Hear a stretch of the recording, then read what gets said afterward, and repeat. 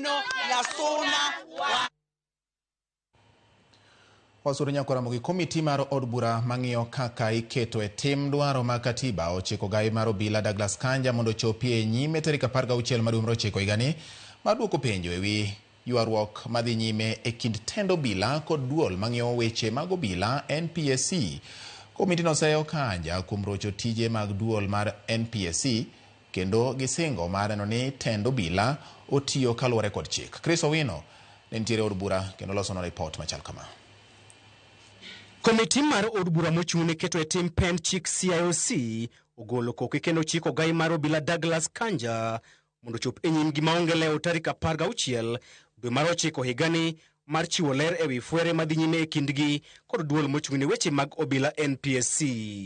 Komitino ma otelne kod jaod bura ma Suba South Karoli Omondi onyiso ich wang' margi bang' Kanja rem chopo e nyimgi odiochieng' ma kawuono. We have reviewed his request and we take great exception at the late notice.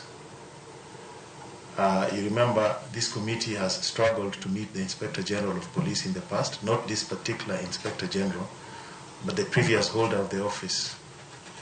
Consequently, the members have resolved to issue summons to the Inspector General of Police to appear before this committee in person on 16th of September 2025 at 10 a.m. Main thuolo marario e bodu achiel, Douglas Kanja dhi chopo nyim komitis mag od bura ewi ywaruok madhi nyime kindgi kod duol mar NPSC. That the drafters of the Constitution, Article 245 and Article 246, the functionalities of the IG and the National Police Commission.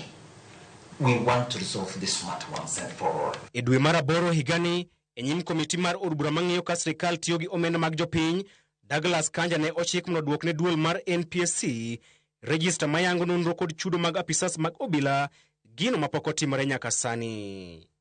Gwandruok makamano koro nenore ka mokawo tielo machielo bang' komitino yango ni tend obila sani koro chako chenro mar rocho tije mag duol mar NPSC kuom rem yuoro e romo magi. The activities of the commission have been hindered by lack of quorum when the uniformed members of the commission don't appear, effectively denying the commission the necessary quorum to transact their business. That is one of the issues we want to resolve here. The second one, as you may have, you are aware because you've been reporting on it, is the issue of management of HR-related aspects of the police service, including the payroll.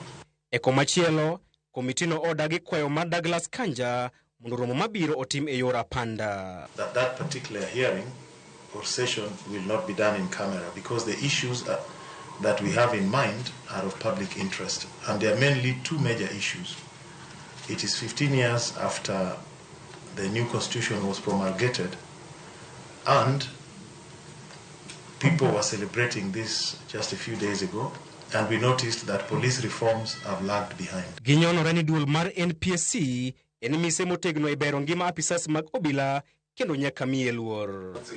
Komiti mar od bura mochung'no kete tim pen chik e bwo telo mar jaod bura ma Suba South Karoli Omondi koro kawo ting' mar simo mach mosebedo kaliel e kind apis Ogai mar obila kod duol mochung'ne ng'iyo tij obila e pacho kae NPSC.